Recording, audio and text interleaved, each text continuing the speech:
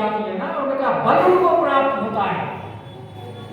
और जिनका बल उन्हें प्राप्त है और जिस प्रकार उन्होंने वहां संग्राम किया है, उसको देख करके भगवान स्वयं कह रहे हैं कि देखो कि कीने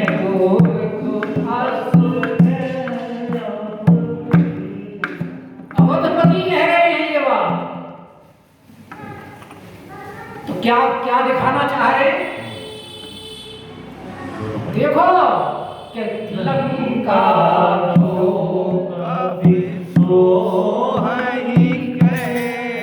दोनों बंदर किस प्रकार से सुशोभित हो रहे हैं युद्ध करते हुए। अरे देखो कि मथाई से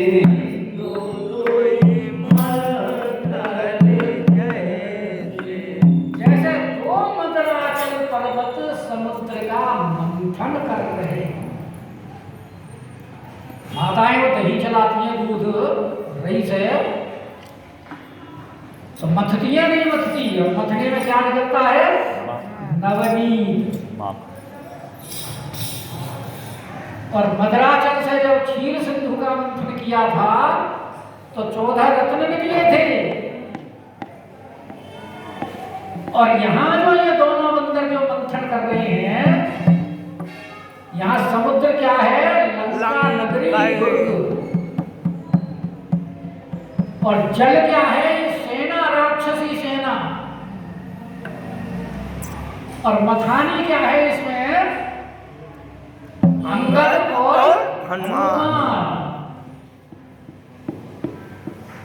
क्योंकि जैसे जल का श्याम रंग होता है और मथानी जो थी, जो स्वर्ण मद्राचल पर्वत या सुमेरु पर्वत के द्वारा मथा गया, वो सोने का था कि दोनों बानर जो हैं वो कनक भूधराकार, दोनों कनक वर्ण के हैं। मथानी प्रतीत हो रही है। और वहां जो उसका आधार था वेश समुद्र मंथन में, तो भगवान कच्छप वेश बने थे। तो यहां मथानी का वेश क्या है? यहां भगवान का प्रताप वेश है, राम प्रताप।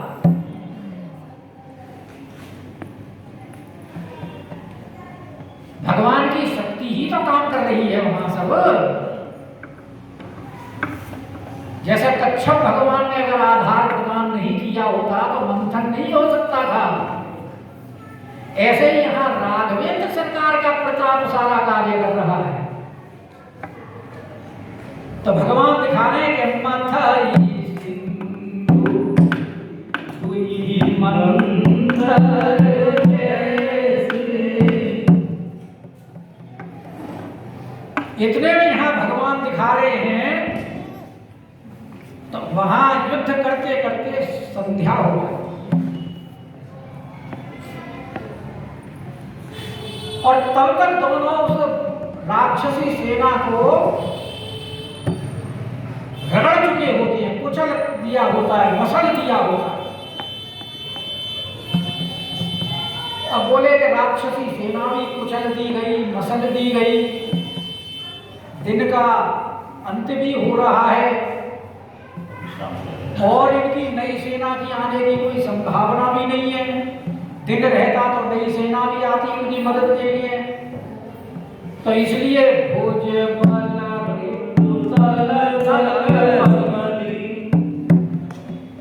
दोनों ने अपनी भुजाओं के बल से राक्षसी सेना को मसल करके, एक तो देखा इनका राक्षसी सेना असहाय हो, और दूसरा कहते दिवस करे, और देख लिया कि दिन भी समाप्ति की ओर है, ढल रहा है। तो दिन के छिपने पर संध्या बंदन का समय होता है, और फिर इतना परिश्रम किया है,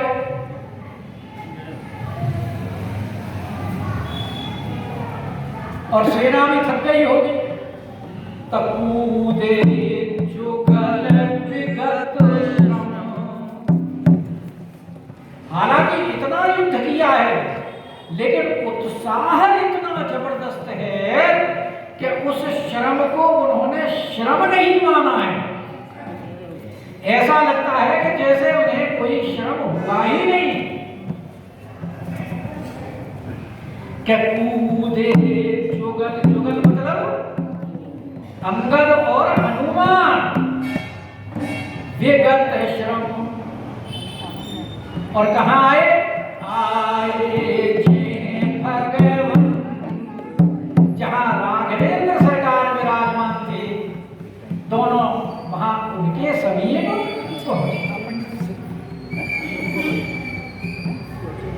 तो प्रभु पद कमल, अरे शीस तिन्ह नाए। और ये परंपरा है, किसी कार्य को प्रारंभ करते समय भी चरणों में प्रणाम किया जाता है, और कार्य के अवसान पर भी प्रणाम किया जाता है।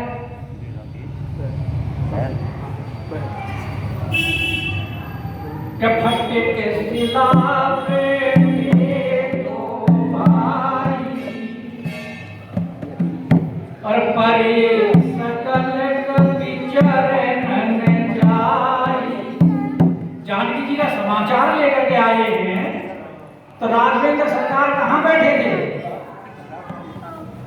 और वहां सारे के सारे वानर पहुंच करके उनको प्रणाम करते हैं। अमित जी भी तो प्रणाम करके ही गए हैं, और वापसी आए जब भी प्रणाम किया है। कि प्रभु पद कमल, अरे शीस तिन्ह नाए। और देखी सुभट, क्योंकि राघवेंद्र सरकार ने इनका युद्ध लड़ते हुए प्रथम बार देखा।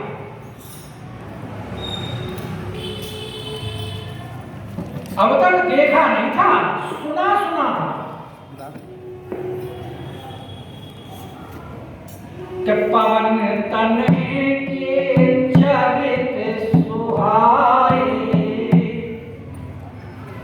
और जामवंत रघुपति सुनाए।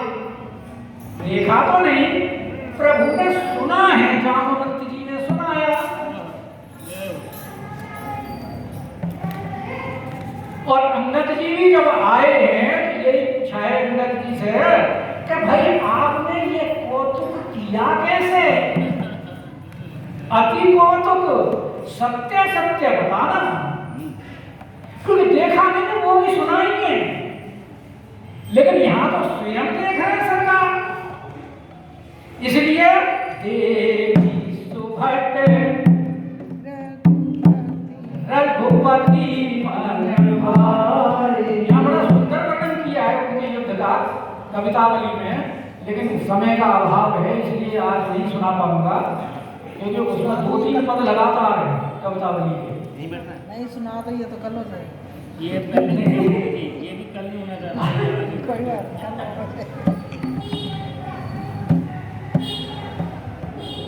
चलो फिर कभी सुना दें।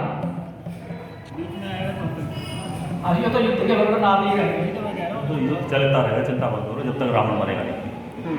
बड़े सुंदर पद दिए हैं कवितावली में, आप पढ़ लेना जाएंगे। देख तो उन दोनों के युद्ध को देख करके जैसा उन्होंने वहां युद्ध किया, भगवान राघवेंद्र सरकार को उनके युद्ध की प्रणाली बहुत सुंदर लगी, और भगवान के वो मन को भाए।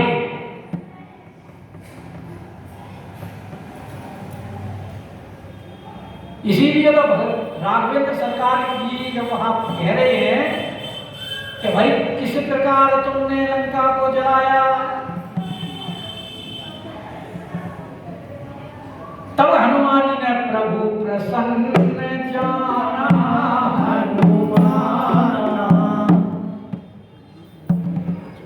भगवान जब ये हनुमान जी ने उनको प्रसन्न जाना, तो यहां भी राघवेंद्र सरकार बड़े प्रसन्न हैं हनुमान जी और अंगद के यहाँ युद्ध कौशल को देखकर। तो प्रसन्नता में क्या करते हैं, जब प्रसन्न किसी के ऊपर होते हैं तो उसके ऊपर कृपा की जाती है, और भगवान उन दोनों के ऊपर कृपा दृष्टि कर रहे हैं कि राम कृपा जुगल निहारे। अंगद और हनुमान दोनों के ऊपर कृपा दृष्टि की है सरकार ने। तो हुआ क्या, उनकी कृपा दृष्टि का फल क्या हुआ कि भय विगत एक तो उनकी थकावट सारी दूर हो गई,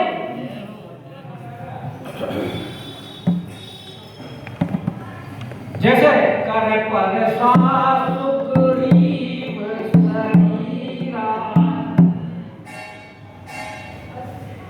सुग्रीव जब पिट करके वाली से आया था तो बोला मरवा दिया, जोड़ में मरवा दिया। थोड़ी बहुत नजर थी वो पूरी करवा दिया। तो भगवान ने फिर उसके शरीर पर हाथ दिया, तो उसका सारा श्रम दूर हुआ और शरीर पुलिस हो गया। कन्भा पुलिस गई सब पीरा। तो यहाँ भी सरकार देख रहे हैं कि राम कृपा करी जुगल निहारे। जैसे ही सरकार ने दोनों के ऊपर दृष्टि डाली है तो एक दो कार्य हुए ना, एक तो हुए कि भय विगत श्रम, और दूसरा कि भय सुखारी। भगवान की अगर कृपा दृष्टि हो जाए तो उसके सुख का कोई अंत है, परम सुखी हो गए। तो गए जानी, किसने जाना, अंगद और हनुमान। जो और सेना वानर भालू लड़ रहे थे उन्होंने कहा भाई हमारे सेनापति तो दोनों चले गए, तब हमें भी जाना चाहिए। तो गए जानी अंगद हनुमान, और फिर भालू मरकट नाना। तो भालू और मरकट कपियों की जो सेना थी, जो उनके संरक्षण में लड़ रही थी, क्योंकि उनको बल तो इन्हीं से ही प्राप्त हो रहा था, नहीं तो जो निशाचरों ने जब इनके मार लगाई थी तो ये तो सारे अंगद और हनुमान कहते हुए भाग लिए थे, कहाँ हैं बचाओ। और जब ये दोनों आए हैं तब इनका बल प्राप्त करके ये खड़े हैं वहां। और अब जब देखा कि हमारे सेनापति चले गए तो अब हमको भी जाना चाहिए। तो फिर भालू मरकट आए वीर लौट, और राक्षस इसी इंतजार में थे।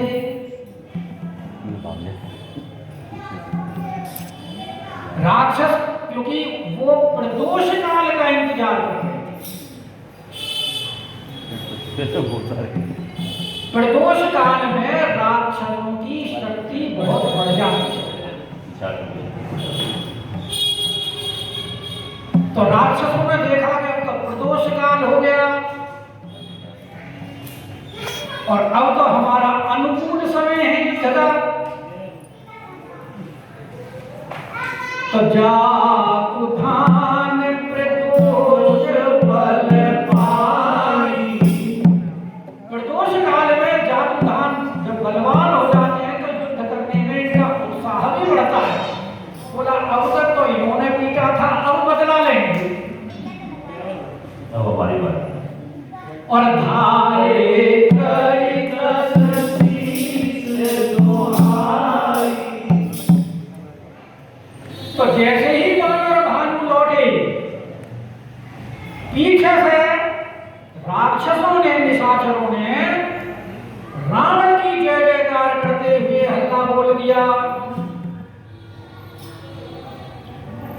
क्योंकि राक्षसों ने कहा तुम भी तो कौशलाधीश की जय जयकार करते हुए आए थे। क्या रही कौशलाधीश तुम्हारी, मानव यही करते थे ना। तो उसके जवाब में इन्होंने ढाई करी 10 शीश दुहाई, दुहाई का जवाब तो निश्चय तेरी कभी मेरे। जब निशाचरों ने रावण की दुहाई देकर के हमला बोला तो वानर भालू सोचने लगे कि भाई ये शोर क्यों हो रहा है, और देखा ये तो निशाचर हमला बोल रहे हैं। बोले अच्छा, हम तो युद्ध समाप्त समझ करके वापस आ रहे थे और ये समझ रहे हैं कि ये युद्ध छोड़कर भाग रहे हैं। तो इनकी गलतफहमी अभी दूर कर देती है,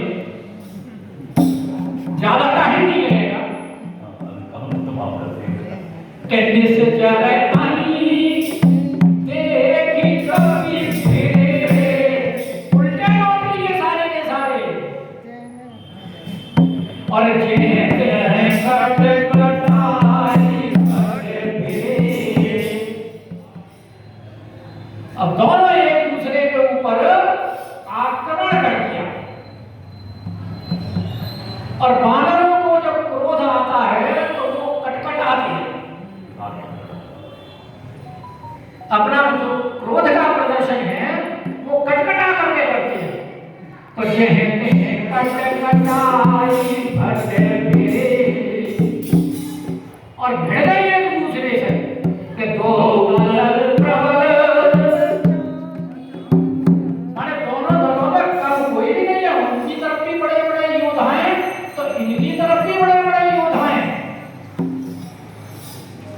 कि दो बल प्रबल और पचारी पचारी, और ललकार ललकार करके लड़ रहे हैं। ललकार ललकार करके क्यों लड़ रहे हैं? क्योंकि अंधेरा हो गया, और अंधेरे में अंधेरा भी काले रंग का और राक्षस भी काले रंग के, दिखाई नहीं देते, और वानर भी दिखाई नहीं देते एक दूसरे को का कौन है। तो पूछते हैं हाँ भाई तू राक्षस है, और वो पूछे तू वानर है। कहीं ऐसा ना हो वानर वानर से लड़ जाए, राक्षस राक्षस से लड़ जाए। अंधेरा है तो दिखाई नहीं देता। तो दो दल प्रबल पचारी पचारी, और लड़त जो हट नहीं मारती हारी। हार नहीं मान रहे कि महावीर निश्चर सब काले, निश्चर काले रंग के अत्यंत काले हैं, इसलिए अंधेरे में दिखाई नहीं दे रहे हैं, पहचान नहीं हो पा रही है। और नाना वरन बली मुख पाले, और वानर दल में जो वानर भालू हैं उनके नाना प्रकार के रंग हैं कि नाना वरन अकुल बल आए झूठब ग्रीव ने जब बुलाए थे और वहां देखा तो अनेक रंग के वानर और भालू आ रहे हैं, और बड़े बड़े विशालकाय वानर भालू आ रहे हैं। तब नाना वरन बली मुख भाले, विशालकाय इधर वानर हैं अनेक रंगों के हैं, और उधर महावीर निश्चय हैं सब काले काले हैं। और सबल जुगल दोनों दल ही मजबूत हैं, समय बल योधा। और ये बात नहीं कि सभी महाबली हैं, समान बल वाले, कुछ ज्यादा बली है कुछ कम बली है, दोनों तरफ से। इसलिए दोनों का वर्गीकरण कर दिया है, सबल जुगल दल समय बल योधा, और को दुख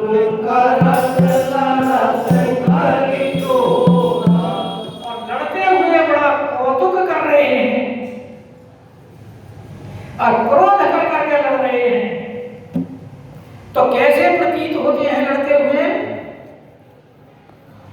आपने देखे होंगे ना कि एक तो सावन के महीने की घटाएं होती हैं और काली घटाएं होती है, वो बड़ी डरावनी होती है।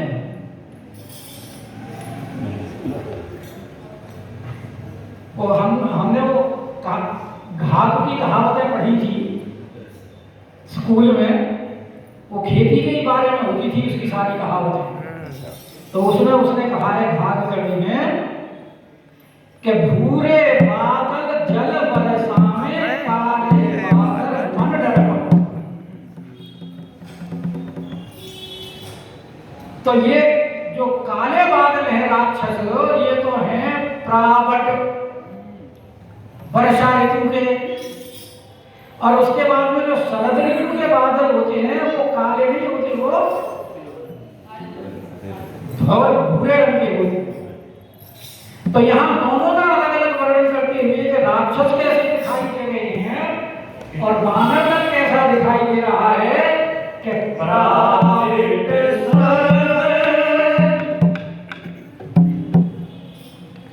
वो ऐसे लगते हैं मानो वर्षा काल के बादल हो, और ये शरद ऋतु के बादल हैं। और आपस में कैसे लड़ रहे हैं? जब बादल आपस में आसमान में कब टकराते हैं? जब हवा तेज चलती है कि प्रावित शरद पयोध घनेरे और नरक कैसे प्रतीक हुए? मनहु मारुत के प्रेरे। पवन की प्रेरणा से जैसे बादल टकरा रहे हैं, ऐसे ही ये दोनों टकरा रहे हैं। तो उस समय जब दोनों का युद्ध देखा, तो जो सेनापति थे राक्षस दल के अनिपे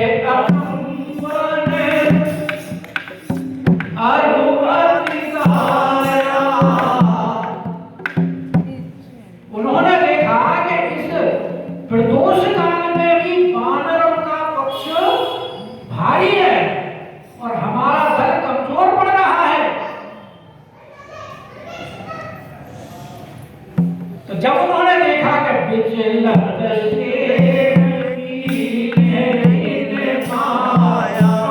तीनों ने माया का सहारा, यानी कपट युद्ध का सहारा था। तो ये भी कपट युद्ध ही कि संध्या काल के बाद में उन्होंने लड़ने के लिए इनके ऊपर आक्रमण किया प्रदोष काल में, लेकिन फिर भी जब विजय को प्राप्त नहीं करते देख रहे हैं, तो फिर उन्होंने माया का विस्तार किया। और माया के विस्तार में क्या किया कि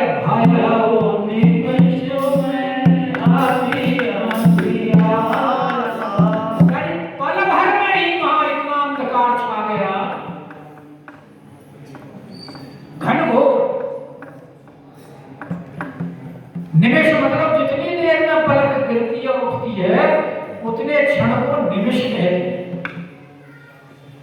हैं। पल भर में ही इतना हो गया, तो इन तीनों ने माया जो प्रकट की उसमें क्या किया कि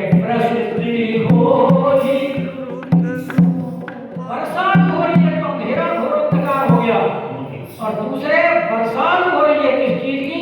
रुधिर